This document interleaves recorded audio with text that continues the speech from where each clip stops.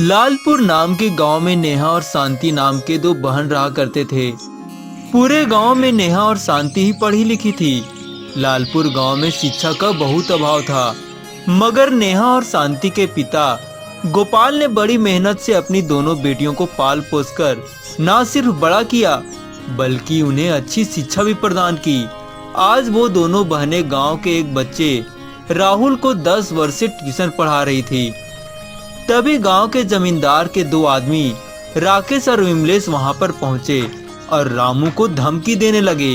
कल सुबह तक इस मकान को खाली कर देना रामू, जमींदार साहब का आदेश है। ये क्या कह रहे हैं? भला मैं इस मकान को क्यों खाली करूंगा? ये मेरे पूर्वजों का मकान है। वो सब हमें नहीं पता, बस हमें आदेश मिला है कि तुम्हें आकर बोल दिया जाए कि कल सुबह तक यह घर खाली हो जाना चाहिए। मैं अपने घर को किसी भी कीमत पर खाली नहीं करूंगा। भला मैं अपने ही घर को क्यों खाली करूं? सोच ले रामू, जमींदार जी अगर यहाँ आ गए तो तेरे लिए अच्छा नहीं होगा। अजीब जबरदस्ती है। ये तुम लोगों का क्या दंगल राज चल रहा है कि आए और बोल दिया मकान खाली कर दो? जाओ और अपने जमींदार जी से कह दो कि मैं अपने घर को छोड़कर कहीं नहीं जाऊंगा। रामू की बात सुनकर राकेश और विमलेश वहां से गुस्सा होकर चले गए। क्या हुआ रामू चाचा? राकेश और विमलेश यहाँ पर क्यों आए थे? पता नहीं बिटिया, अचानक आए और बोल दिए कि जमींदार साहब ने इस मकान को खाली करने के लिए बोल दिया है। रामू चाचा, कहीं आपने जमींदार जी के यहाँ सादा स्टाम्प पेपर पर अंगूठा तो नहीं लगाया? अरे नहीं शांति बिटिया, कैसी बात कर रही हो? तुम दोनों ने जब से ये बताया है कि किसी भी सादा कागज पर अंगूठा नहीं लगाना चाहिए, तब से मैं इस बात पर विशेष ध्यान रखता हूँ। और हाँ, जमींदार जी ने बोला तो था, लेकिन मैंने इनकार कर दिया था। तभी वहां पर जमींदार जी गुस्सा होता हुआ वहां पर आ गया। ये क्या सुन रहा है रामू कि तूने मेरे आदेश मानने से इनकार कर दिया है? क्या तुमने मेरे से 30,000 कर्जा नहीं लिए थे? हाँ, लेकिन मैंने वो कर्जा सूद समेत तो वापस कर दिया था। वापस करने से पहले ही मैंने तेरे ऊपर मुकदमा कर दिया था और वो कोर्ट ने ये घर को मेरे नाम कर दिया है। मेरे पास पक्के कागज भी हैं। सोच ले रामू, अगर तूने ये मकान मेरे नाम नहीं किया तो पुलिस वाले धक्के देकर तुझे बाहर निकाल देंगे। और अब वैसे भी ये मकान मेरा ही तो है। लेकिन कोर्ट कौन होती है एक तरफा फैसला करने वाली? तो अब तो कोर्ट को चुनौती देगा।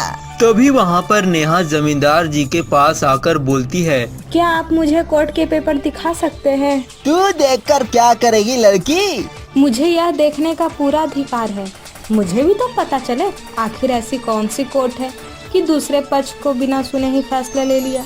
नेहा की बात पर जमींदार नजरें चुराते हुए इधर उधर देखने लगा और कुछ देर बाद एक पेपर नेहा के हाथों में थमा दिया और नेहा ने उस पेपर को देखकर मुस्कुराते हुए बोली, आपको शर्म आनी चाहिए।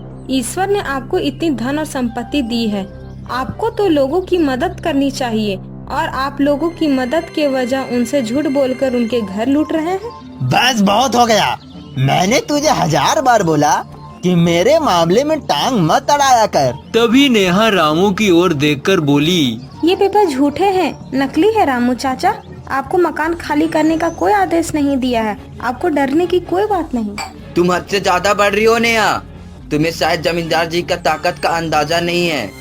हद से ज्यादा तो जमींदार जी आगे बढ़ रहे हैं। इन्हें यह बात समझ जाना चाहिए कि अब जमींदारी के जमाने चले गए, अब लोकतंत्र आ गया है।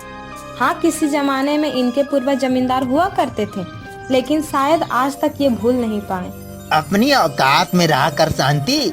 कुछ साल पहले तुम्हारे पिताजी हमारे यहाँ साफ सफाई का काम किया करते थे। अब अगर तुम लोग यहाँ पर एक पल भी रुके तो मैं तुम्हारी शिकायत सीधे मुख्यमंत्री से लिखित रूप में कर दूंगी। नेहा की बात सुनकर जमींदार गुस्सा होकर अपने दोनों साथियों के साथ वहां से चला गया और सीधे मुखिया जी के पास जाकर बैठ गया।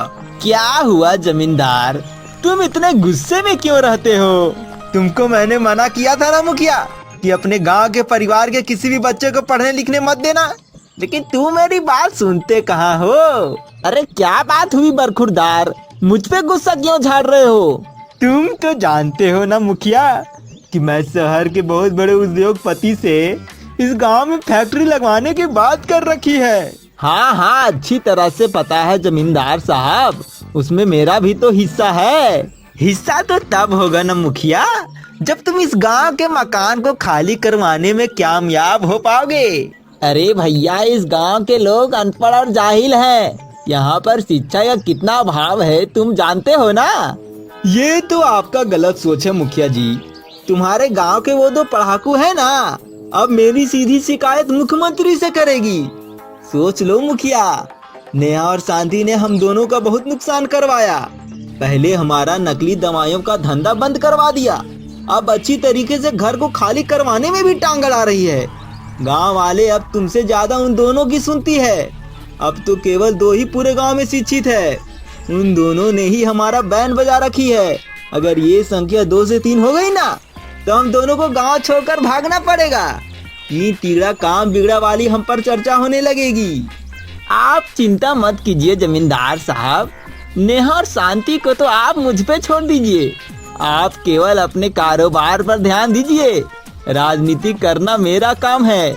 नेहा और शांति अभी इस बात से अनजान है कि एक अशिक्षित 100 पढ़े लिखों पर भी भारी पड़ सकता है, और उन दोनों के अलावा पूरा गांव ही तो अशिक्षित है। सही मौका आने दीजिए जमींदार साहब, फिर आप मेरा कमाल देखिए कि कैसे मैं इन दोनों बहनों को इस गांव से धक्के देकर बाहर निकलवाता हूँ। ऐसे ही समय बीतता रहा और कुछ महीनों बाद लालपुर गांव में भयंकर सूखा पड़ गया। सूखे की वजह से लालपुर गांव के निवासियों को बहुत बड़ा नुकसान का सामना करना पड़ा। जमींदार और मुखिया ने गांव वालों की सहायता करने से इनकार कर दिया, लेकिन नेहा और शांति ने अपने इस गांव के स्थिति के बारे में चिट्ठी लिखकर सरकार को भेज दिया। सरकार ने लालपुर गांव के लिए भोजन के पैकेट और बहुत सारे राशन भेजवाए। नेहा और शांति रामू के साथ मिलकर घर घर राशन के पैकेट बांटने लगे, और यह बात जमींदार को बिल्कुल भी पसंद नहीं आई, और जमींदार गुस्सा होकर मुखिया जी से बोला, मुझे तो समझ में नहीं आता मुखिया, इस गांव के मुखिया तुम हो या वो दोनों बहनें। मुझे जिस पल का इंतजार था जमींदार साहब, आखिर वो पल आ ही गया है। पता नहीं तुम्हारा वो पल का इंतजार कब खत्म होगा। आखिर हम लोग कब तक हाथ पर हाथ धरे बैठे रहेंगे। चिंता मत कीजिए जमींदार साहब, नेहा और शांति ने सरकार से सहायता मांगी है, और सरकार ने लालपुर गांव के लिए मुफ्त राशन और भोजन के पैकेट भिजवाए हैं। कल तुम्हारे आदमी उन भोजन के पैकेट में और राशन में उल्टी सीधी दवाइयाँ मिला देंगे, जिससे पूरा गांव बीमार पड़ जाएगा और सारा दोष नेहा और शांति पर आ जाएगा। मान गए मुखिया जी आपके खोपड़ी को, आप तो बहुत बड़े राजनीतिक निकले।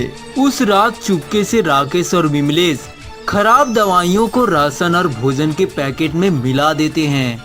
अगले दिन नेहा और शांति ने वही पैकेट और राशन जिस घर में बांटे, उस परिवार के लोग बीमार पड़ गए। तभी वहाँ पर मुखिया और जमींदार पुलिस लेकर पहुँचा, और मुखिया जी ने गांव वालों को बोलने लगा, देखा तुमने सब गांव वालों, नेहा और शांति ने सबका क्या हल कर दिया है। तुम कहना क्या चाहते हो मुखिया?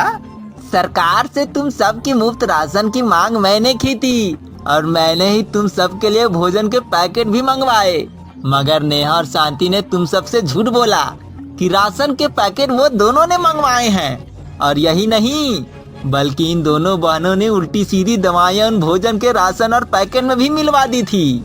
लेकिन इससे नेहा और शांति को क्या फायदा होगा? अरे बहुत बड़ा फायदा होगा चाचा, ये दोनों बहनें पढ़ी लिखी है। यह पूरे गांव का जमीन का सौदा एक बहुत बड़े उद्योगपति से करके आई है। तुम गांव वाले ऐसा ही मर जाओगे, और इन दोनों पर शक भी नहीं होगा, और वो उद्योगपति इस पूरे गांव में कब्जा भी कर लेगा। देखते क्या हो, इन दोनों बहनों को गिरफ्तार कर लो। हमने कुछ नहीं किया मुखिया जी, झूठ बोल रहे हैं। हमारी बात पर विश्वास करो, मुखिया और जमींदार दोनों झूठ बोल रहे हैं। हमने खाने में कुछ भी उल्टा सीधा नहीं मिलाया। मगर किसी भी गांव वालों ने नेहा और शांति की बात नहीं मानी। पुलिस ने नेहा और शांति को पकड़ लिया कि तभी वहां पर एक कार आकर रुक जाती है, और उस कार से एक व्यक्ति बाहर निकलकर बोलता है, इन दोनों को छोड़ दीजिए, ये दोनों निर्दोष हैं। ओ बरखुरदार, आखिर तुम कहना क्या चाहते हो और कौन हो तुम? मेरा नाम राहुल है, मैं इसी गांव का रहने वाला हूँ। झूठ बोल रहा है ये। मैंने तो इस गांव में पहले इसे कभी नहीं देखा। कौन है ये? मुझे पहचानो मुखिया, 10 वर्ष पहले तुमने मुझे और मेरे माता पिता को इस गांव से धक्के देकर बाहर निकाल दिया था और जमींदार ने मेरे घर पर कब्जा कर लिया था, जिसके कारण मेरे माता पिता इस बात को बर्दाश्त नहीं कर पाए और इस संसार को छोड़कर चले गए। वह तो भला हो नेहा और शांति के पिताजी गोपाल का, जिन्होंने मेरा सरकारी स्कूल में दाखिला करवाया और आज मैं एक बहुत बड़ी कंपनी का मालिक हूँ। आखिर तुम ये कैसे कह सकते हो कि ये दोनों बहनें बेकसूर हैं? कल रात में मैं नेहा और शांति से मिलने के लिए आया था। तभी मैंने देखा कि इन दोनों के घर पे राशन के पैकेट और भोजन में कुछ मिला रहे हैं। मैंने उन दोनों की वीडियो रिकॉर्डिंग अपने मोबाइल में कर लिया। उस वक्त गोपाल जी को जगाना ठीक नहीं था। सुबह लौटते ही मेरी कार खराब हो गई, इसी वजह से मैं नेहा और शांति को नहीं बता पाया। इतना बोलकर राहुल ने वो वीडियो रिकॉर्डिंग पुलिस वालों को दिखा दिया और पुलिस ने मुखिया और जमींदार सहित राकेश और विमलेश को भी अरेस्ट कर लिया। मुखिया, बोला था ना मैंने, आ गया इस गांव का तीसरा शिक्षित। सही कहा था जमींदार साहब आपने। 3 तिगड़ा और काम बिगड़ा।